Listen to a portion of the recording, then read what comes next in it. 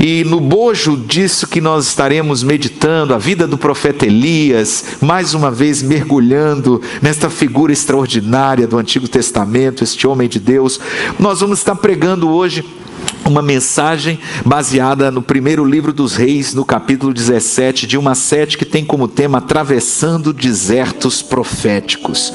E eu quero convidar você a abrir a sua Bíblia, o seu tablet, o seu smartphone, nesse texto da Palavra de Deus, ou acompanhar a leitura através de um dos nossos telões. Primeiro livro dos Reis, capítulo 17, os versículos de 1 a 7. Nós vamos estar fazendo a leitura desse texto da Palavra de Deus, em seguida orando ao Senhor, para que Ele traga revelação, ilumine o nosso entendimento e fale conosco nesta noite poderosamente. 1 Reis 17, 1. Ora, Elias, o tesbita de Tisbe de Gileade, disse ao rei Acabe: vive o Senhor, o Deus de Israel, a quem sirvo, que não cairá orvalho nem chuva nos anos seguintes, exceto mediante a minha palavra. Depois disso, a palavra do Senhor veio a Elias: saia daqui, vá para o leste e esconda-se perto do riacho de Querite, a leste do Jordão. Você beberá do riacho, e dei ordens aos corvos que venham alimentá-lo ali. Ele fez o que o Senhor lhe tinha dito, foi para o riacho de Querite, a leste do Jordão, e ficou por lá. Os corvos lhe traziam pão e carne de manhã e de tarde, e ele bebia água do riacho. Algum tempo depois, o riacho secou-se por falta de chuva. Até aqui. Que Deus aplique esta palavra poderosa ao meu e ao seu coração. Eu te convido a orar nesse momento, por gentileza. Feche seus olhos. Pai, obrigado, porque nós temos o privilégio de nos assentarmos à tua mesa. Sabemos que isso é pura graça, graça do Senhor, abundante graça, maravilhosa graça. Não é por nossos méritos, não é por nossa justiça própria, não é por aquilo que nós tentamos fazer de bondade, de caridade. Nossas obras de justiça perante os teus olhos são como trapos de imundície. Não há ninguém justo, não há ninguém que verdadeiramente busque ao Senhor nesta geração de filhos de Adão caídos. Mas graças a Deus por Jesus Cristo, graças a Deus pelo Filho unigênito do Pai, que se revelou a nós e que morreu pelos nossos pecados. Obrigado, Senhor, porque Ele ressuscitou dentre os mortos, e no poder da sua ressurreição nós podemos andar em novidade de vida. Somos parte da nova criação, a obra que o Senhor mesmo começou no nosso coração e vai aperfeiçoá-la até o dia de Cristo Jesus.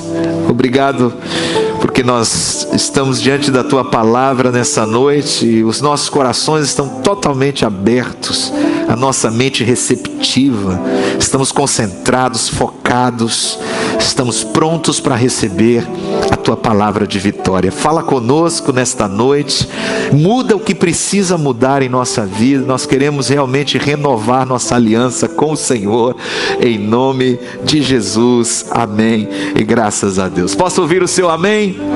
Aleluia, amém. Todos nós temos um dia mau. Todos nós temos aquele dia que parece que as coisas não dão certo, já começa alguma coisa acontecendo, você acorda com a cara no chão, sei lá, caiu da cama, e já começa um monte de coisa dando errado. O povo diz que se as bênçãos de Deus vêm em cachos, os problemas vêm em penca.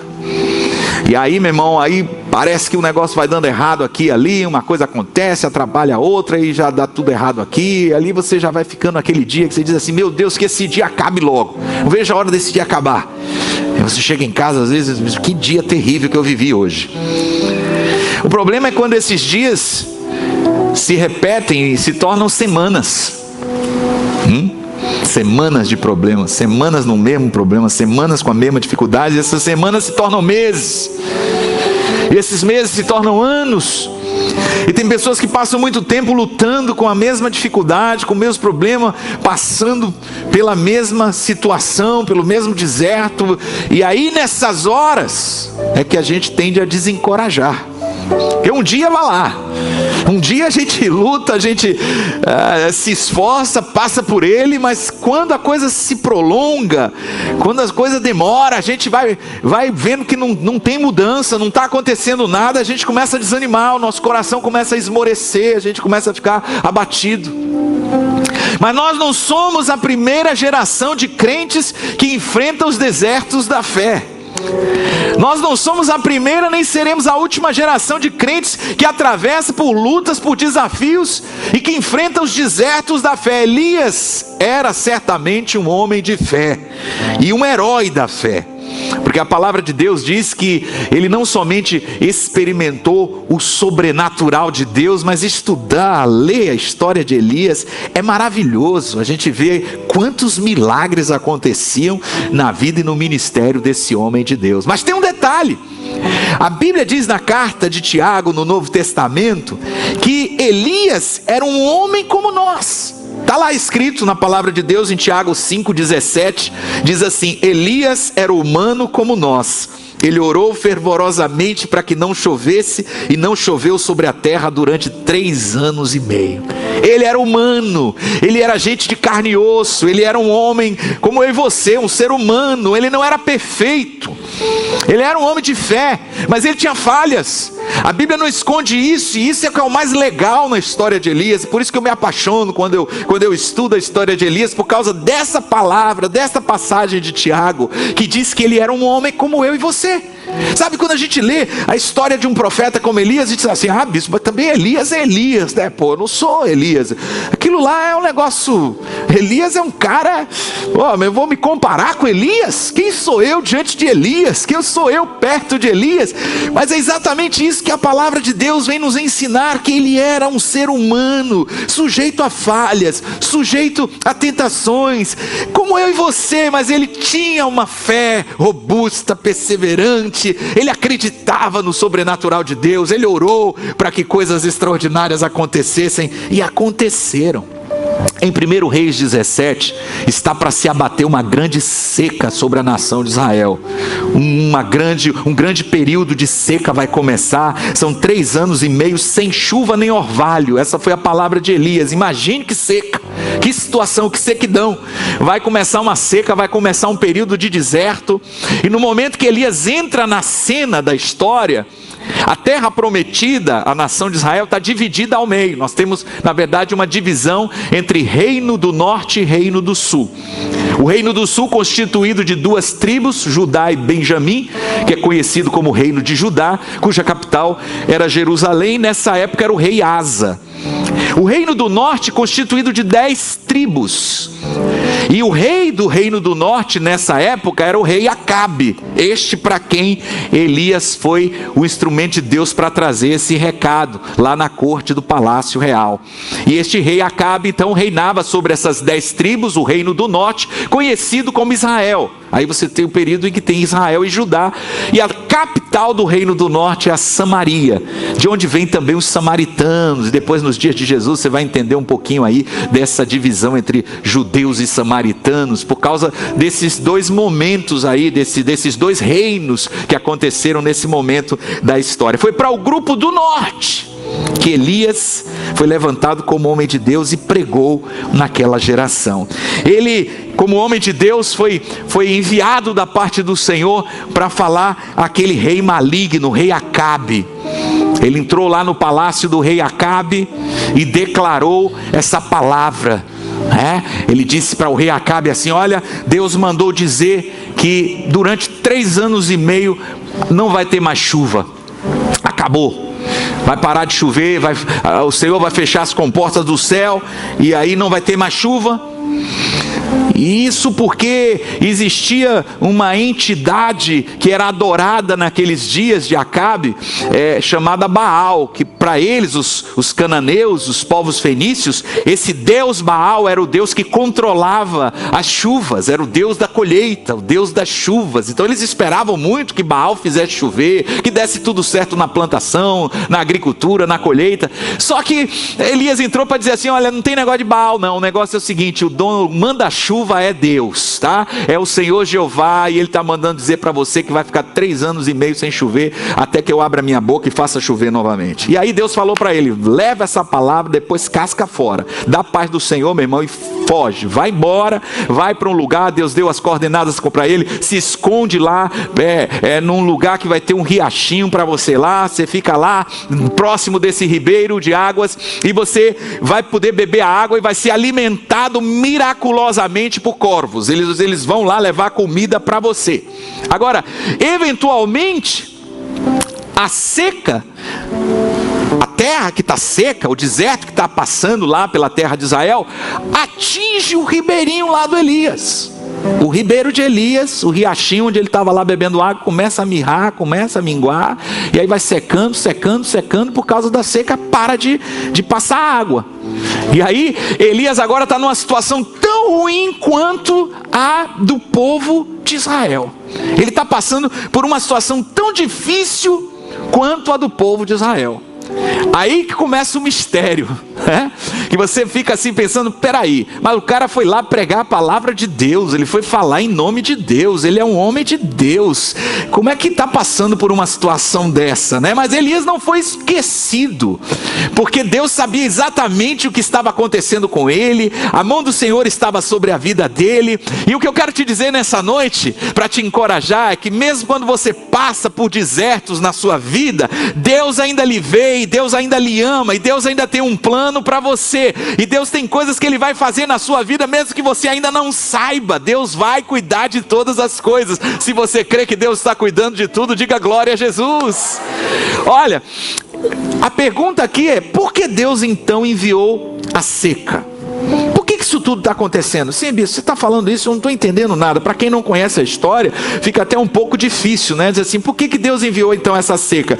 Deus enviou a seca, por que houve esses dias de sequidão? Porque era um castigo que Deus estava trazendo sobre a vida do rei Acabe por causa do seu pecado. 1 Reis 16:30 diz que Acabe fez mais mal que todos os reis de Israel antes dele. A palavra de Deus diz que ele foi um rei perverso, um rei iníquo, um rei que abandonou os caminhos do Senhor, mesmo sendo um judeu, mesmo sendo um israelita, ele abandonou os caminhos do Senhor. Ele era um cara mau, um cara perverso, que foi pior do que todos os seus antepassados, e se casou com uma mulher muito gente ruim. Pensa numa mulher miserável, era Jezabel, sabe aquelas rainha má do conto de fadas? Ela era pior. Ela era muito ruim. Gente, ela era muito ruim. E o pior é que eles dois se amavam, né?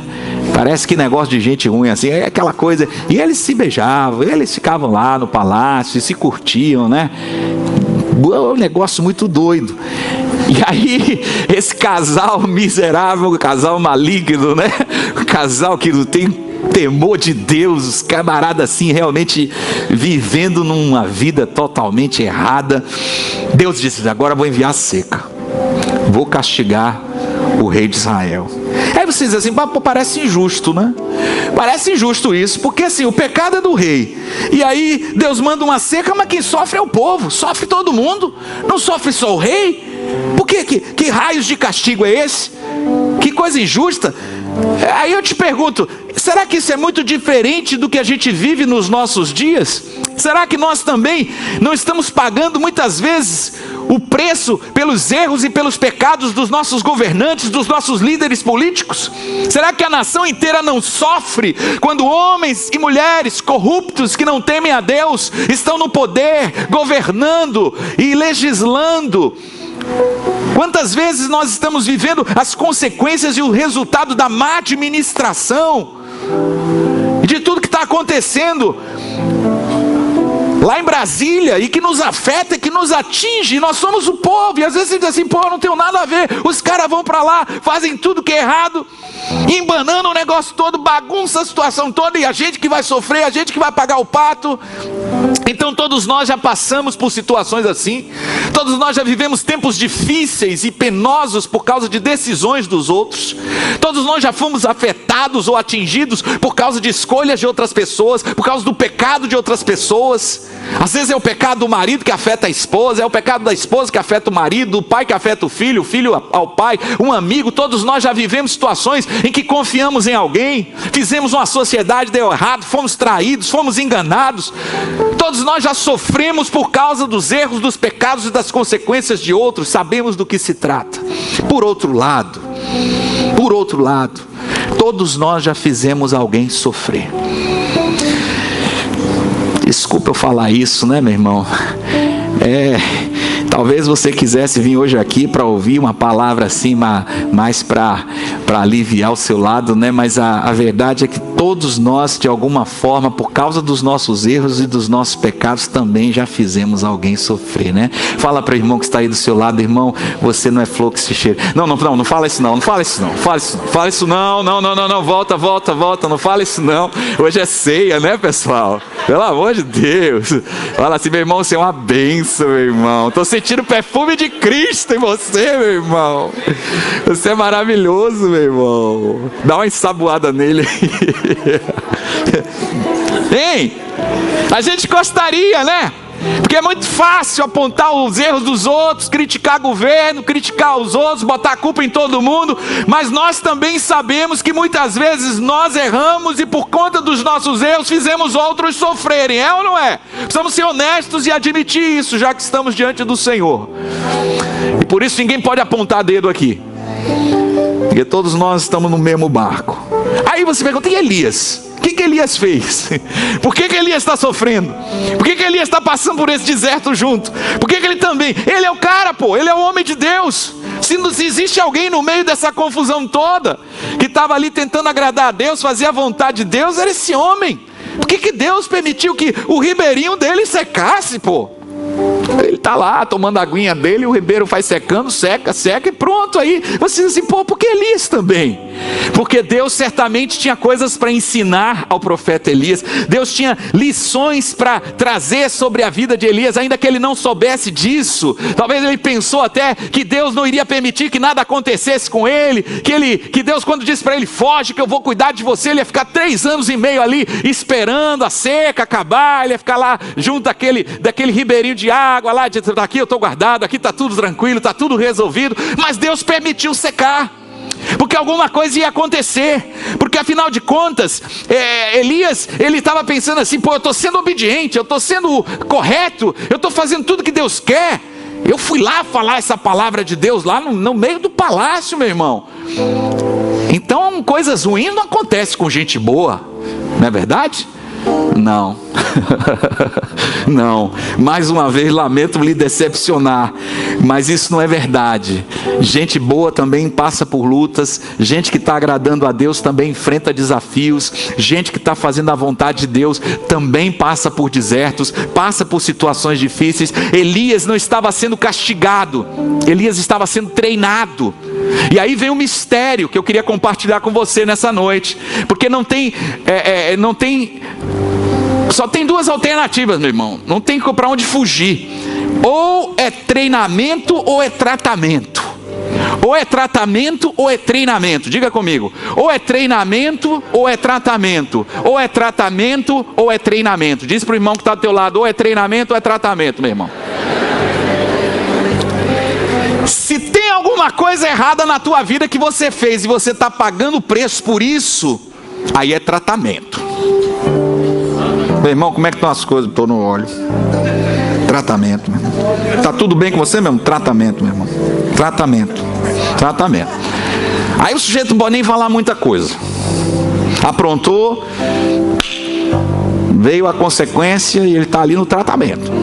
Não tem como fugir do tratamento, não, meu irmão. Papai do céu diz: fica aí. E ele vai ficar. Tratamento. Agora, às vezes não é tratamento, é treinamento. Deus está preparando você.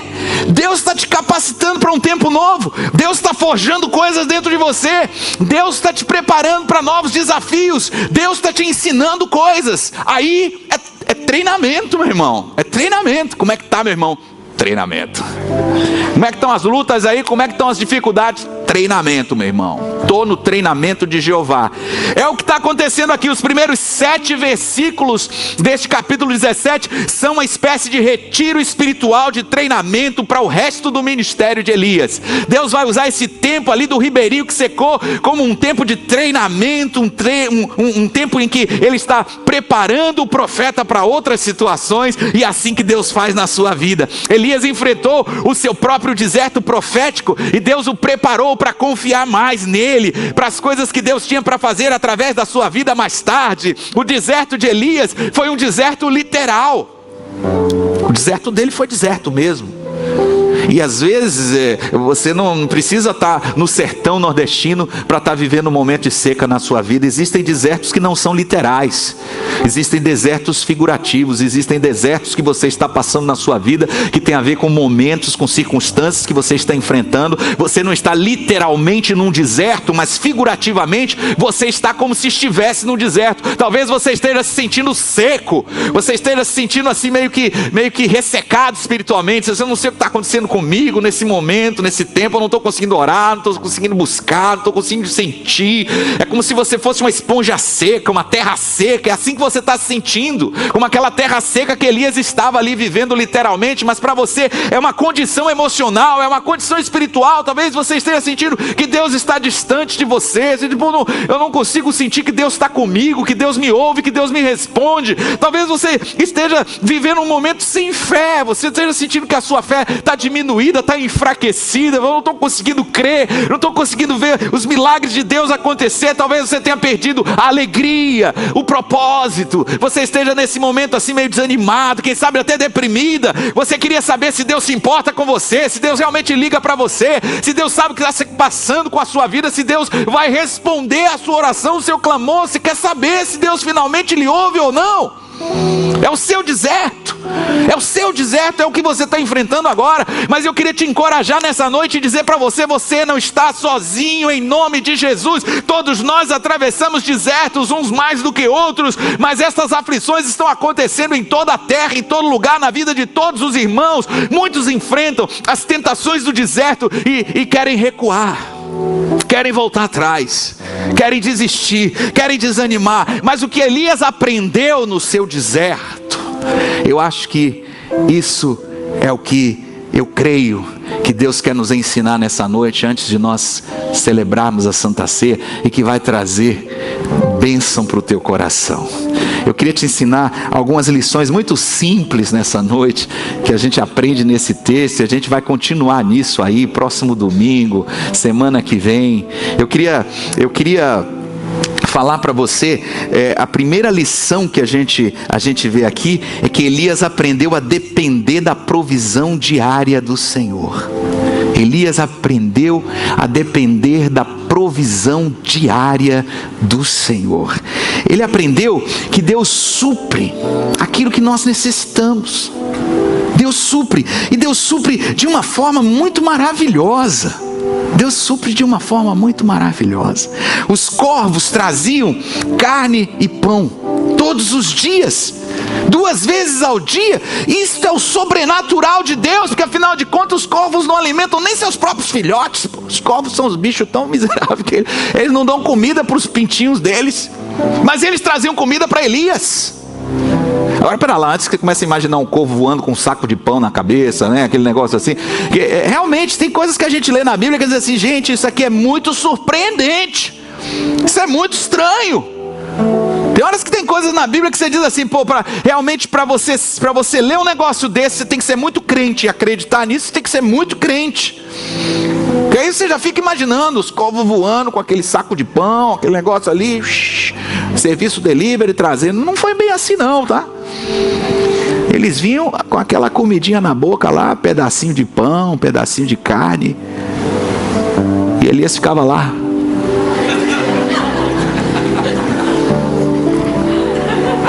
O corvo pousava aqui, Não era esse negócio de um saco de pão, não. Era um negocinho, né? É só para não morrer de fome. Tomava a aguinha do ribeiro, comia comidinha lá do cofre. Que negócio doido isso aqui, meu irmão. A gente lê um negócio desse assim. Mas aí que tá, ó. Deus está suprindo as necessidades dele de forma natural e sobrenatural. Presta atenção. Deus está suprindo as necessidades dele de forma natural e de forma sobrenatural, porque é assim que Deus faz na minha e na sua vida. Deus usa as coisas naturais, Deus usa as circunstâncias, Deus usa pessoas, Deus usa o que está aí, sabe? Ele abre portas, Ele faz as coisas acontecerem na tua vida usando o natural, usando a ciência, usando a tecnologia, mas às vezes entra o sobrenatural também. Entra o sobrenatural. E aqui a gente vê as duas coisas, o natural e o sobrenatural. E tem gente que é assim, né? Tem gente que é muito incrédulo e que não crê em milagres, não crê nessas coisas. Não, esse negócio aí está muito estranho, isso aí para mim está muito diferente, eu não quero saber desse negócio não. Aí fica só bebendo a água do riacho, vai morrer de fome. Vai morrer de fome. Aí tem o outro que é só sobrenatural, é glória a Deus e aleluia, é tudo na labacheia, eu acredito no poder, esse negócio de natural é coisa de gente da carne, é coisa do diabo, o meu negócio é anjo, é Deus, é poder, é unção, é glória. Vai morrer de sede. Que Deus está falando para Elias aqui, ó, é no natural e no sobrenatural. Minha provisão para você é no natural e no sobrenatural. Eu faço do jeito que eu quero, eu uso o que eu quiser para te abençoar, para te suprir. Você precisa estar aberto. Você não pode se fechar. Você não pode dizer Deus só faz assim ou Deus só faz assado. Deus faz como Ele quer. Aí você lê um texto desse e dá um nó na cabeça. Você diz assim, de um lado é um ribeiro, um riachinho. Deus disse para ele, vai lá, tem um riacho ali, tem um ribeirinho. Ele chegou lá, o ribeirinho estava lá. Coisa da natureza, meu irmão. A aguinha lá rolando e ele bebendo a água para não morrer de sede. E aí vem os corvos, que é um negócio sobrenatural que está aqui no texto, que você acredita ou não, aí depende de você. Você tem que ser crente mesmo, tá? Senão você não entra no nível do sobrenatural de Deus, porque Deus realmente, Ele faz coisas que transcendem a nossa compreensão. Agora a pergunta é, o que acabou primeiro, o natural ou o sobrenatural? O que o texto diz? Que o ribeiro secou. Os corvos continuaram vindo, mas o ribeiro foi minguando, foi secando, a seca na terra. E Elias olhando para o ribeirinho minguando, secando. Chegou uma hora que secou. Ele disse, cara, e agora pegou. Agora pegou, porque a água é essencial, né? Eu não sei se eu vou viver mais 3 dias. Estou sem água agora. E agora? Acabou a água. E aí Deus permite primeiro o natural acabar. Isso aqui também é uma lição tremenda, porque às vezes os recursos que a gente vê é o que geralmente a gente acha que é onde a gente pode confiar, e ali Deus permite que sejam os que se esgotam mais rápido, porque nós confiamos nas coisas que nós vemos, que nós pegamos e dizemos, isso aqui, agora tá legal, minha vida, ó, comprei um carro, comprei uma casa, tô com emprego, agora minha vida tá toda arrumadinha, olha aqui, tá tudo ajeitado, eu tenho isso, eu tenho isso, eu tenho isso, eu tenho isso. Aí Deus fala assim, eu vou tirar isso, eu vou tirar isso, eu vou tirar isso. Aí o ribeirinho vai secando, eu falo, ai Deus, e agora como é que eu vou viver, meu Deus?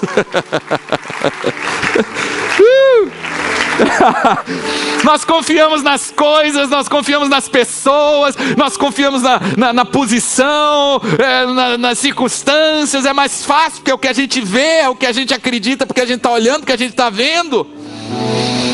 Aí Deus deixou secar primeiro o ribeiro, que é o natural. Ele vai tirando ali. Ele faz assim. O cara está muito apegado, está muito agarrado, ele vem.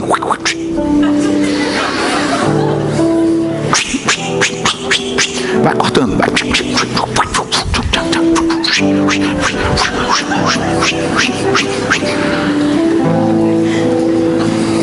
Tirou. Deus deu, Deus tomou. Bendito seja o nome do Senhor. Mas quando tudo se acaba, Deus ainda permanece suprindo. Deus ainda permanece sendo o teu provedor. E é isso que Ele quer ensinar para Elias. Ele vai dar um jeito, ele vai dar uma saída. Deus tem saída para você, para sair desse deserto, dessa situação que você está. Deus tem a direção, Deus tem a resposta.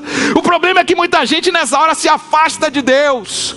Quando a coisa aperta, quando ele vê que as coisas ficam difíceis, quando ele começa a perder tudo, muitos param de frequentar a igreja, param de buscar o Senhor, não tem mais tempo para Deus, porque agora, não, eu estou trabalhando muito, eu tenho que me virar, eu tenho que correr atrás, meu irmão.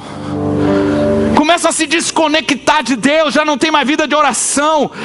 Esse é o problema que acontece com muita gente. Nós nos afastamos da única fonte, do único manancial de poder que nós temos. Não se afaste, diga para o irmão que está do lado, não se afaste, meu irmão, não volte atrás, não desista, não coloque Deus de lado, mesmo que você não entenda o que está acontecendo. Não se desligue, não se desconecte da verdadeira fonte de poder, de energia, de provisão que você tem. Confie nele, ele conhece as suas necessidades. Quantos aqui já leram Pão Diário?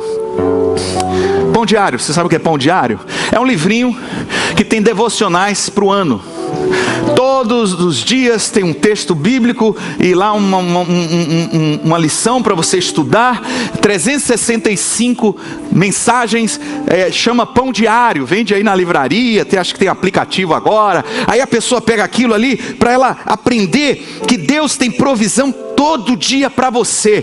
Para com essa paranoia de ficar se preocupando com amanhã, que vai acontecer segunda-feira, que vai acontecer até o fim desse mês, que vai acontecer até o fim desse ano. Louva a Deus porque você está aqui vivo hoje. Louva a Deus que você acordou, porque você tem. Está te faltando alguma coisa? Não, você está bem vestido, você está bem alimentado, você está aqui na presença dele. Glorifica o nome de Deus. Não deixa o diabo roubar isso de você. Não deixa o inimigo tirar isso de você, meu irmão. O diabo quer você estressado, quer que você fique aqui, roendo a unha, preocupado. O bicho está falando, você está, ai meu Deus, amanhã, o que é que eu vou fazer? Eu tenho essa conta para pagar, eu tenho isso, eu tenho aquilo para fazer. A tua cabeça está aí cheia de coisas. Deus está dizendo assim: relaxa, meu irmão, eu sou teu provedor, eu estou cuidando de todas as coisas, confia em mim, eu tenho alimento para você todo dia, eu não deixei faltar nada até hoje, não vai ser agora. Pão diário. Deus tem provisão diária para você.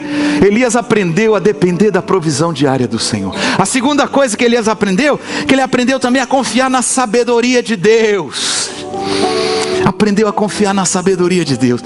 Deus nunca pede a nossa aprovação com relação à vontade dele. Você já teve esse tipo de papo com Deus? Filho, eu estou pensando em fazer isso, o que é que você acha? Deus já falou assim com você? Sabe, eu estou pensando em mandar você fazer isso, aquilo, ou mandar você para tal lugar. O que você acha disso? Não tem isso na Bíblia. Não existe essa possibilidade. Deus não nos pede aprovação com relação à vontade dele. Não tem esse papo com Deus. Ah, Deus, não concordo. Não aceito, Senhor, muda essa ideia aí. Está errado, Jesus, não pode ser assim não. Pode ser assim não, pode vir com outra. Pode vir com outra, que essa aí eu não aceito não. Não existe essa possibilidade. Deus tem a sua vontade soberana e Ele não pede permissão. O que Ele faz é, Ele permite a mim e a você decidir. Ele apresenta a vontade dEle e aí sim Ele permite você escolher. Você pode dizer, ah não vou fazer. Problema seu. Ou você vai dizer, Deus, não estou entendendo nada, mas vou acreditar que a tua vontade é o melhor e vou fazer.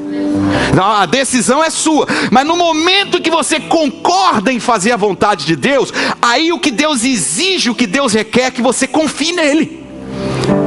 Ele te apresenta a vontade dele, Ele te dá a oportunidade de decidir, mas no momento que você escolhe fazer a vontade dele, Ele diz, está certo Deus, eu vou fazer a tua vontade, porque isso é o que o Senhor quer para a minha vida. Ele aí agora vai exigir que você confie nele, porque nem sempre vai ficar clara a vontade de Deus para você.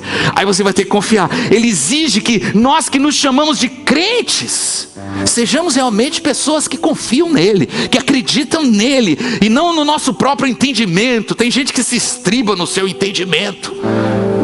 E Deus quer agora, quando Ele apresenta a vontade dele para você, Ele quer testar a sua confiança. O ribeirinho secou. E agora Deus? E Deus diz, você confia ou não confia? Para Para Elias, a história não terminou no versículo 7. Fui eu que propositadamente parei aqui. Se você ficar muito curioso, quando chegar em casa correndo, você vai ler. Mas a verdade é que a história não acaba aqui. Há mais história. Há mais coisa que vai acontecer na vida de Elias. A tua vida não parou aqui não, meu irmão. A tua vida não acabou aqui. Fala para a pessoa que está do teu lado, meu irmão, a tua vida não acabou não. Tem mais coisa que Deus vai fazer na tua vida. Pode ser que você não esteja enxergando nesse momento, que você não esteja entendendo nesse momento. Pode ser que você não esteja vendo nada além do seu próprio versículo 7. Mas confia em Deus, Ele sabe o que está vindo a seguir. Mesmo que a sua vontade você não entenda nesse momento, ela é o melhor para você e ela vai se cumprir na sua vida em algum momento. Ela pode não estar fazendo sentido agora, mas você precisa se agarrar à sua fé. Você dizer: Deus, eu não estou entendendo nada, mas eu confio no Senhor. Eu confio que o Senhor sabe o que é melhor para a minha vida, melhor do que eu mesmo. Deus te ama, Ele te ama mais do que você possa imaginar. Ele realmente quer o melhor para você. Ele tem uma vontade que é boa, agradável e perfeita. E os planos de Deus são sempre melhores que os nossos, apesar de que eles nem sempre são claros ou visíveis. Esse é o problema com o plano de Deus. E nessa hora você tem que dizer: Senhor, eu vou confiar em você. Eu não estou entendendo nada. Tá parecendo que o Senhor está distante de mim. Essa coisa aí está meio nebulosa, mas eu vou confiar. Aprenda a depender da provisão diária do Senhor e aprenda a confiar na sabedoria de Deus. Isso nos traz ao terceiro aprendizado de Elias, a terceira lição dessa noite. Elias aprendeu que esperar o tempo de Deus é melhor. Ele aprendeu a esperar o tempo de Deus. Aprenda a esperar o tempo de Deus. Olha que lição tremenda. No momento certo, Deus tem a fonte alternativa. No momento certo, está para acontecer uma coisa aqui depois do versículo 7, em que Deus vai fazer uma mudança, uma guinada na vida de Elias. Porque Deus tem planos que vão se cumprir na tua vida, mas tem um timing. Tem aquele momento certo de Deus fazer, sabe? E quando a gente está no centro da vontade de Deus, as coisas vão acontecendo. É uma sincronicidade. Elas estão linkadas de uma forma perfeita. Não sei se você já viveu isso aí. A coisa vai dando certo, vai se encaixando, vai acontecendo. Quando a gente está andando na presença e sintonizado com Deus, a gente aprende a esperar. A gente sabe que as coisas vão acontecer no tempo de Deus. E Deus vai fazer com que todas essas coisas hoje que estão nebulosas, confusas na minha mente, fiquem claras para mim daqui a pouquinho, em nome de Jesus, porque Ele permanece no controle de todas as coisas. Quantos creem que Deus está no controle? Então glorifica o nome dEle, aplaude a Ele, porque na hora certa, no tempo certo, no momento aprazado, Deus vai fazer. Deus vai fazer, meu irmão. Espera um pouquinho. Espera um pouquinho. Tem gente que é muito agoniado, meu irmão, desde pequeno. Às vezes senta um pouquinho aqui, o cara não fica nem um minuto. Toda hora tem que se levantar. É um tal de senta, levanta, entra e sai. Pelo amor de Deus, você não consegue ficar sentado uma hora. Parece que tá formiga na calça. O que você tem? Será que é algum demônio do Forever? Não sei o que é, meu irmão. Aí começa a ficar agoniado, sentado. Tem que levantar, tem que sentar, tem que levantar, tem que sentar. Pelo amor de Deus, que agonia é essa? E assim na vida espiritual também. Quer tudo para a hora, quer tudo para já. Não consegue esperar, não consegue ter paciência. Sabe esse tipo de gente ansioso, agoniado?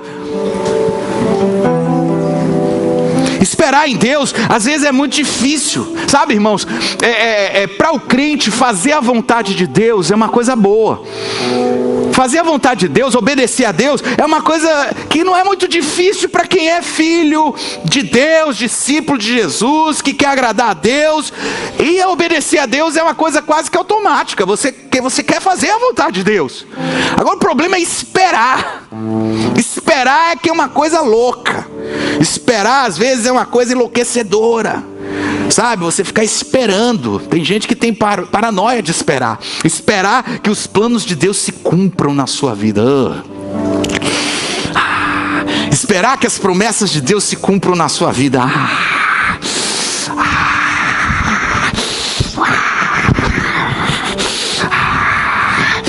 Esperar a situação mudar. Sabe, tem gente assim, você conhece gente assim? Bota uma panela para ferver, fica lá toda hora olhando, toda hora olhando, toda hora olhando, toda hora olhando. Aumenta o fogo, abaixa o fogo, vê uma bolinha. E o povo aí, para deixar esse pessoal doido, o povo ainda diz: se fica olhando, não ferve. É, meu irmão, é tratamento. Fala pro seu irmão aí, meu irmão, é tratamento ou treinamento? Se ficar olhando, não ferve. Aí o cara fica louco. Aí fica lá: será que já começou? Deixa eu ver lá. Não, tá. Não é que o povo tem razão, rapaz? A gente fica olhando para esse negócio, não ferve nunca. Começa nunca esse negócio.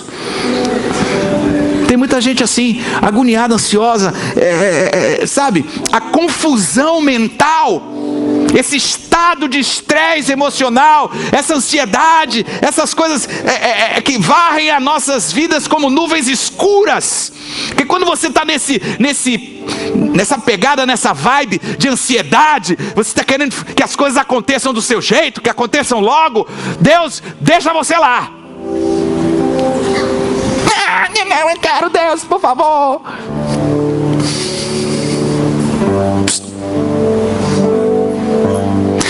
E aí, meu irmão, assim, a gente vai entender que Deus não é Deus de confusão, mas sim de paz. Ele não é uma calculadora cuspindo respostas assim que você digita as questões, né? Eu quero entender isso, eu quero saber aquilo, por que está acontecendo isso. Aí você fica lá digitando e Deus te dando as respostas. Não é assim que funciona.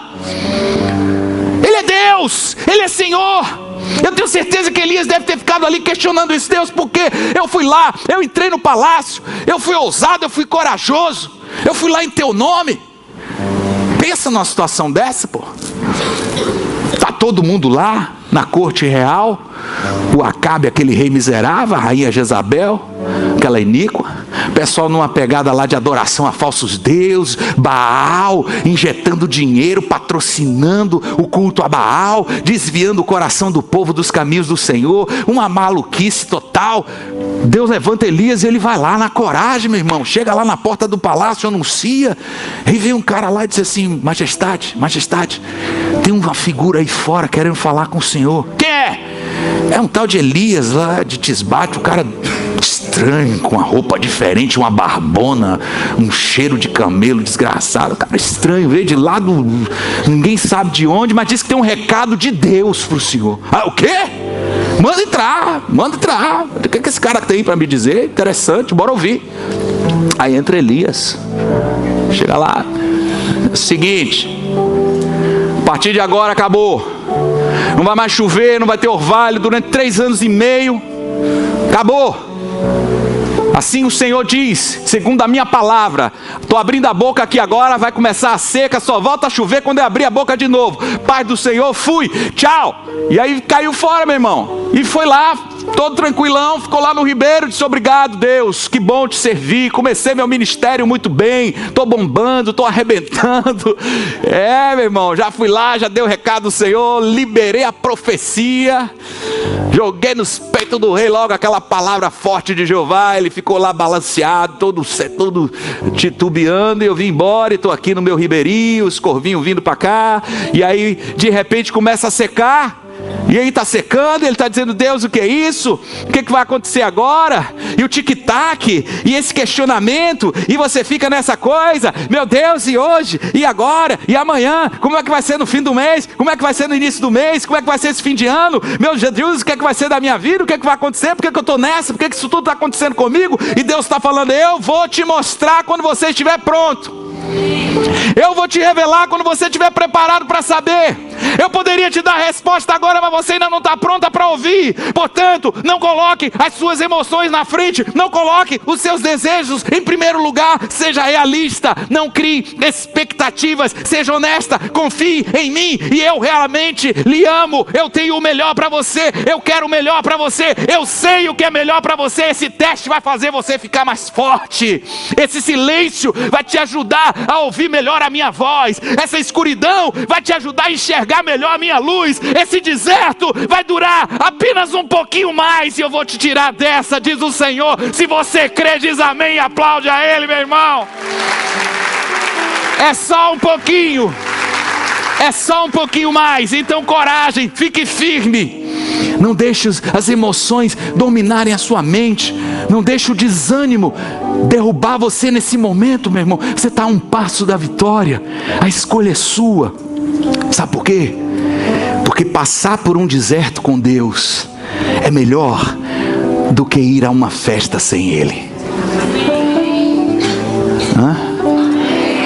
Passar por um deserto com Deus é melhor do que ir a uma festa sem Ele.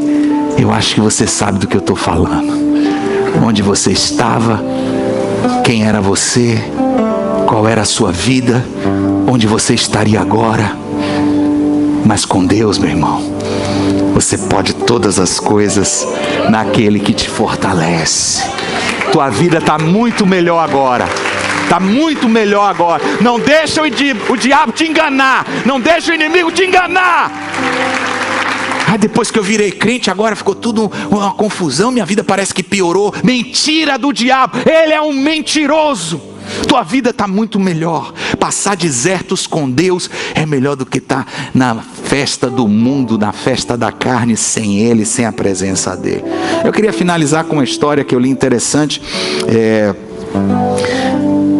Um incêndio aconteceu e eu não sei se você sabe, mas existem bombeiros voluntários, né? Isso no mundo inteiro tem as chamadas brigadas de voluntários. Aqui no Brasil começou em Joinville, Santa Catarina, e depois se estendeu aí em muitos lugares no sul do país. Tem brigadas de voluntários, porque na verdade dos 7.550 municípios do Brasil, parece que só 12% tem corpo de bombeiros ativos. Isso é uma coisa muito séria.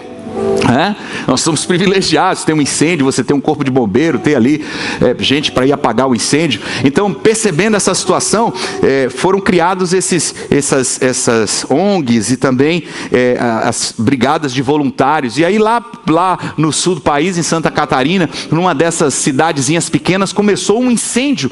E esse incêndio começou e começou a destruir a fazenda de um cidadão. Ele ligou para o corpo de bombeiro, o corpo de bombeiro foi lá, o fogo estava muito intenso, começou a se alastrar rapidamente. Eles não conseguiram controlar o fogo, não estavam dando conta do fogo. Aí alguém lembrou e disse assim: bora acionar a brigada de voluntários. E aí ligaram para uma cidade vizinha, tinha uma brigada de voluntários. Os caras prontamente entraram no caminhão da brigada de voluntários, seguiram em direção ao incêndio, e havia assim como se fosse uma ladeira assim, uma parte íngreme que dava no lugar do incêndio, e de repente aparece lá o caminhão da brigada dos voluntários em alta velocidade descendo a ladeira, meu irmão. E aí eles estamparam para dentro do incêndio, para o olho do furacão, vou lá para o meio do fogo. O caminhão desceu, passou pela frente de todo mundo assim, entrou lá por dentro do incêndio. No meio do incêndio os caras abriram a porta, saltaram, já foram apagando tudo o mais rápido possível, tacando água para todo lado, controlando o fogo.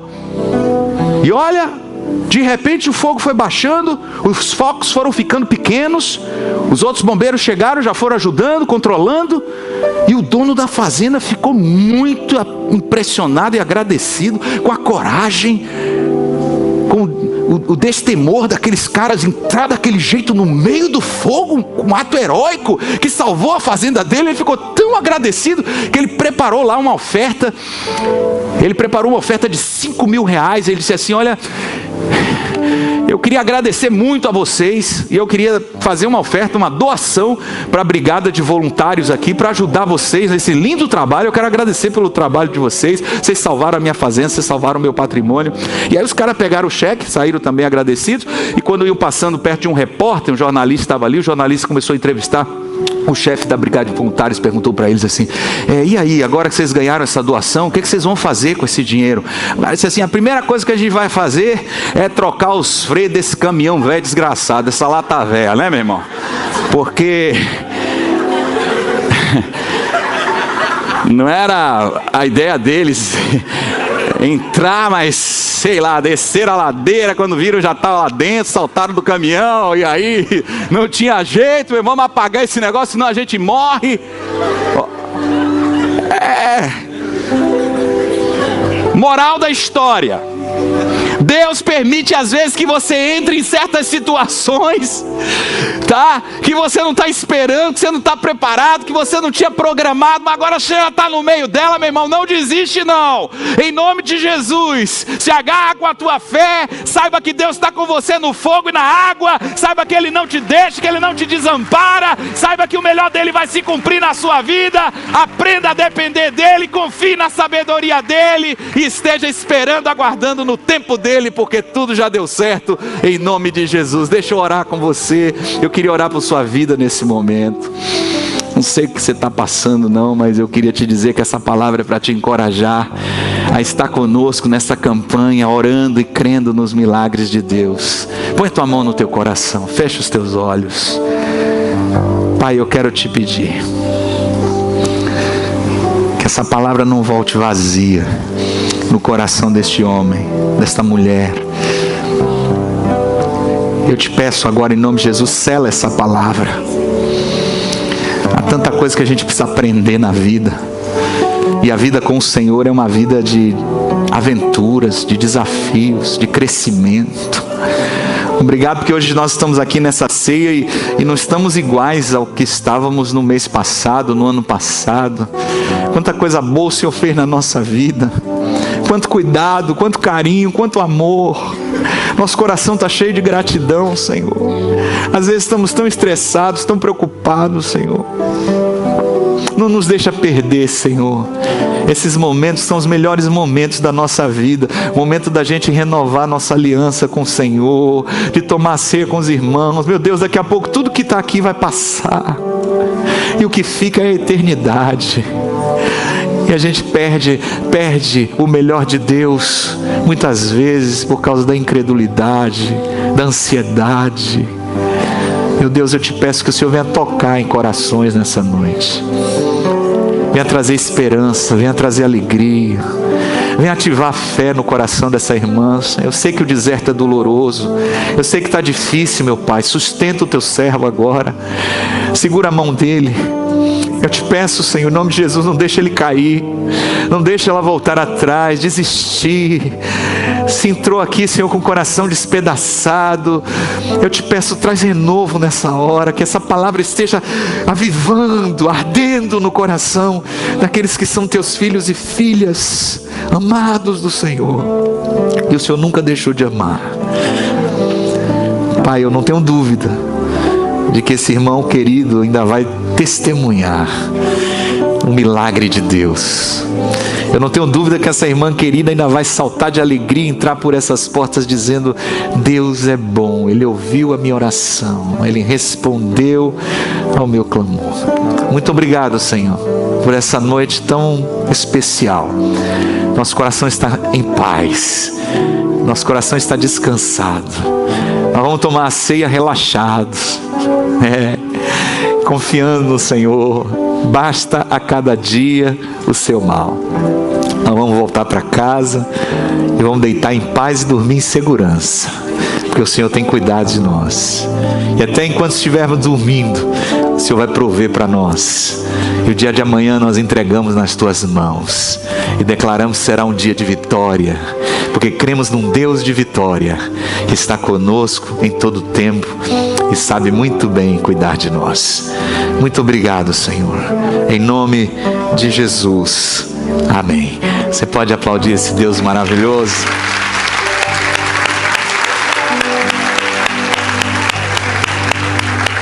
Eu queria convidar os nossos